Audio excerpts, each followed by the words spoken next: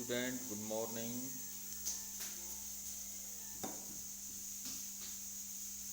पहला चैप्टर बेटे समाप्त हो चुका था साइंस का।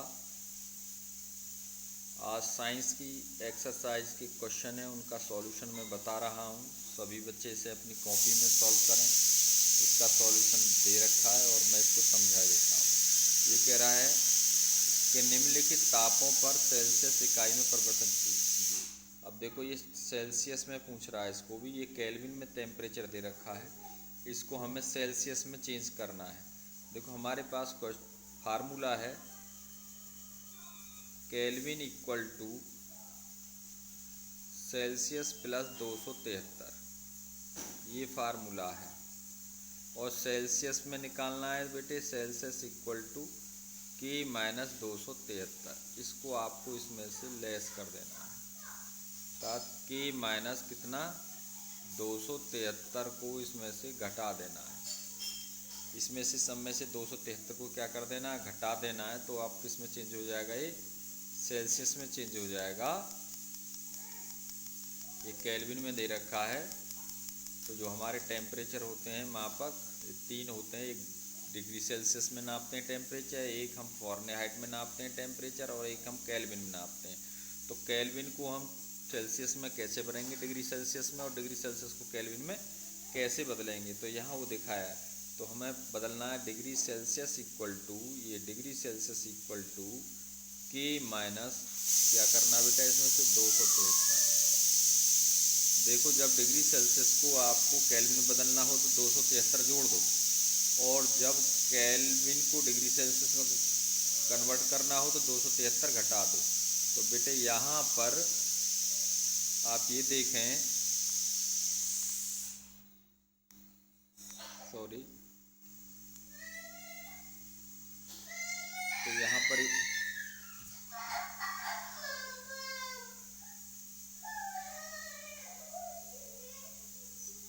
पर ये देखें कि 293 केल्विन दे रखा है, और 293 से कितना लेस कर दें, 273 इसमें से घटा दें, तो ये डिग्री सेल्सियस में बदल जाएगा।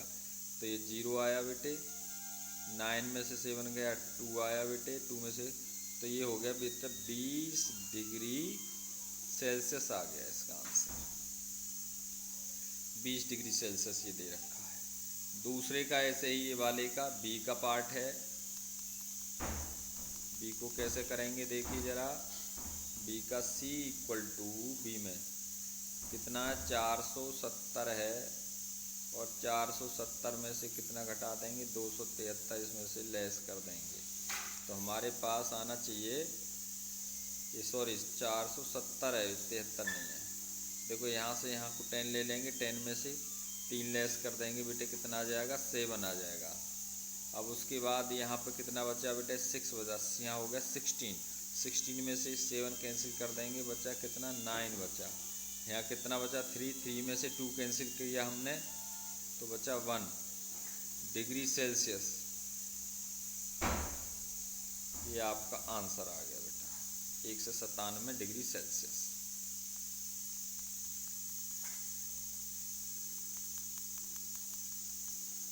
नेक्स्ट क्वेश्चन है,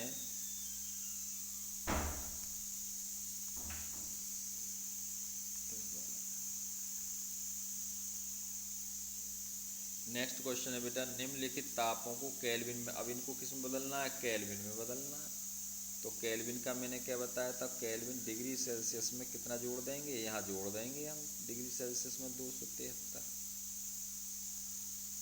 तो देखो यहाँ पहला सवाल है, तो डिग्री सेल्सियस की जगह क्या रखना, सी की जगह 25 और 273 जोड़ दें, ऐड कर दें। तो 5 और 3 कितना हो गया, 8, और 9 और 2 कितना हो गया, 7 और 2 9 हो गया बेटा, ये इतना हो गया। ये हो गया बेटा डिग्री सेल्सियस, इतना आंसर आ गया बेटा इसका। नेक्स्ट है इसका बी पार्ट, तो इसको भी हमें केल्विन में बदलना है। केल्विन इक्वल टू, इसमें हमने कितना जोड़ना है, सी कितना है 373 है, इसमें 273 जोड़ना है, केल्विन बन जाएगा। तो यार 3 और 3 बेटा 6 हो गया, 7 और 7 14 हो गया, फिर 5 और ये बेटा 6 केल्विन हो गया। ऐसे करके इसको हमें निकालना है। नेक्स्ट क्वेश्चन है इसमें तीसरा, थर्ड, निम्नलिखित अवलोकन हेतु कारण लिखो। नेफ्थलीन को रखा रहने देने पर यह समय के साथ भी ठोस पदार्थ छोड़े बिना अदृश्य हो जाती है। हमें इत्र की गंध बहुत दूर बैठे सुनाई देती। देखो इसका मतलब क्या है, जो नेफ्थलीन है बेटे, नेफ्थलीन की जो बॉल हैं ये क्या है, ये इसमें सब्लिमेशन होता है, ऊर्ध्वपातन होता है।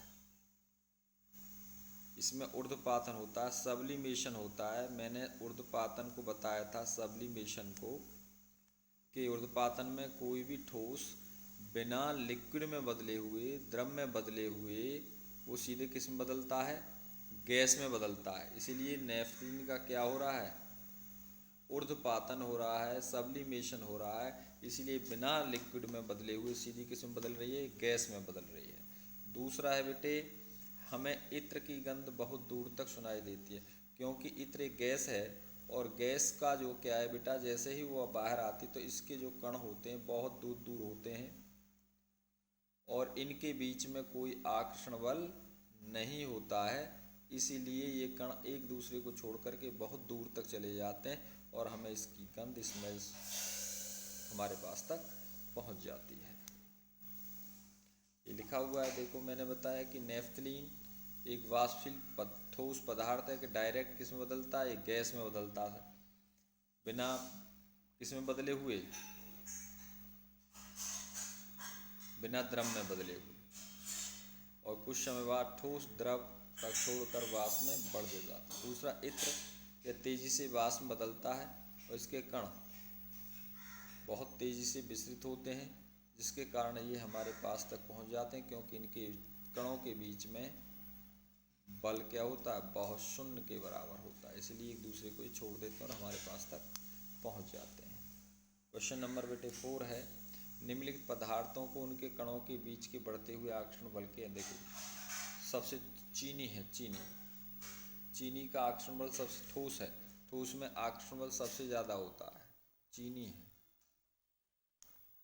चीनी से कम है किस में बेटे, द्रव में होता है ठोस के मुकाबले। तो यहाँ द्रव क्या है, जल है,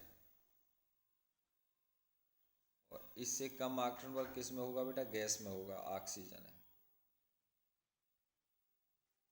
ये दे रखा है, तो ये क्वेश्चन आपको कर लेना है। नेक्स्ट है क्वेश्चन नंबर 5, निम्नलिखित तापों को जल की भौतिक अवस्था क्या होगी। निम्नलिखित तापों, देखो 25 डिग्री पर जल की अवस्था क्या होगी, द्रव अवस्था में होगा। 0 डिग्री सेल्सियस पर ये आइस बदल जाएगा, ठोस में बदल जाएगा, और 100 डिग्री पर ये भाप में बदल जाएगा, वाष्प में। ये आपको ध्यान रखना है, ये क्वेश्चन आपको कर लेना है। नेक्स्ट है बेटे क्वेश्चन नंबर 5, निम्नलिखित तापों पर जल की भौतिक अवस्था क्या है।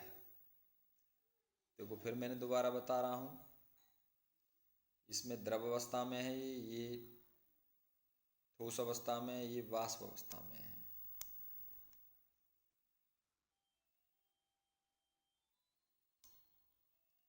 पुष्टि हेतु कारण दें।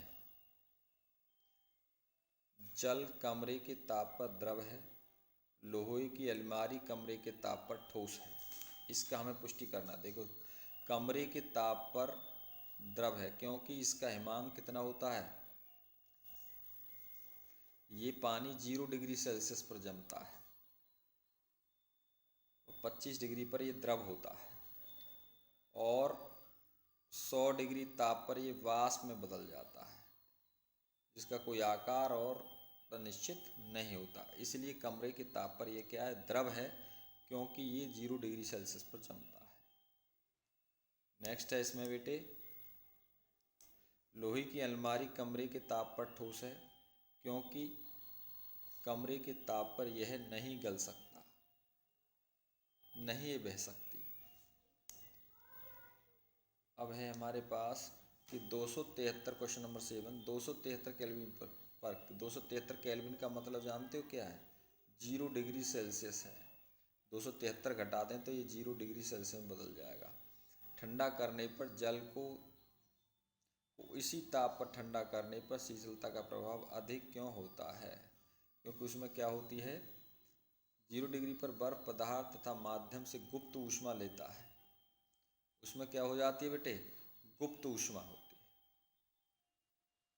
0 डिग्री पर बर्फ किसी पदार्थ या माध्यम से गुप्त ऊष्मा ले लेता है, जिससे उसकी जो पहले इसकी अवस्था में परिवर्तन होता है, फिर इसके ताप में वृद्धि करते हैं। वृद्धि करने पर वो उसके कणों को तोड़ने में लिक्विड में बदल जाता है। परंतु इसी ताप पर जल केवल ताप में वृद्धि के लिए ही ऊष्मा प्राप्त करता है। बर्फ की गलन तथा संलग्न ऊष्मा 3 पॉइंट इतने जूल होती है प्रति इकाई। तो कहने का मतलब क्या कह रहा है कि 0 डिग्री पर बर्फ को ठंडा करने पर तथा जल को इसी ताप पर ठंडा करने पर शीतलता का प्रभाव अधिक क्यों होता है। इसको आपको लिख लेना है, गुप्त ऊष्मा के कारण लिख देंगे तब भी इसका आंसर ठीक है। नेक्स्ट है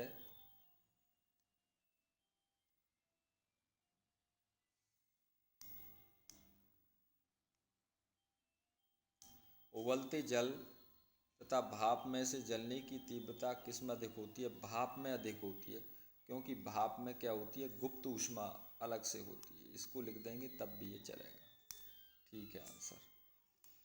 क्वेश्चन नंबर 9, निम्नलिखित चित्र में A, B, C, D और F के अवस्था परिवर्तन दिखाए गए हैं। अवस्था परिवर्तन दिखाए गए हैं, नामांकित किया गया है। जैसे यहाँ से दिखाया है, ठोस को द्रव में बदला गया। देखो ठोस है, द्रव में बदला गया, और द्रव को किस में बदला गया, गैस में बदला। तो देखो ए के थ्रू जब ठोस को इसमें बदला गया तो ये गलनांक होगा, ये तो गलनांक किया।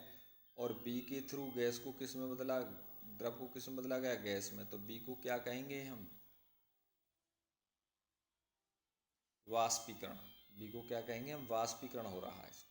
अब फिर सी का मतलब जब गैस से हम किस में बदल रहे हैं, द्रव में, तो इसको कहेंगे हम संघनन क्रिया। और फिर द्रव को किस में बदल रहे हैं हम, ठोस में बदल रहे हैं, तो इसको कहेंगे हम इसका हिमांक। देखो ये दे रखा है, ए को फ्यूजन या मेल्टिंग या गलनांक कहा, बी को वाष्पीकरण कहा, और सी को हमने संघनन कहा। डी को हिमांक कह दिया या संघनन कह दिया। ई ऊर्ध्वपातन, जो डायरेक्ट ठोस से किस में बदल रहा है, गैस में बदल रहा है, ऊर्ध्वपातन हो रहा है। और जो गैस से ठीक से किस में बदल रहा है, ठोस में बदल रहा है, तो वो भी क्या हो गया, ऊर्ध्वपातन हो गया बेटा। नेक्स्ट ये क्वेश्चन कर लेना। थैंक्स।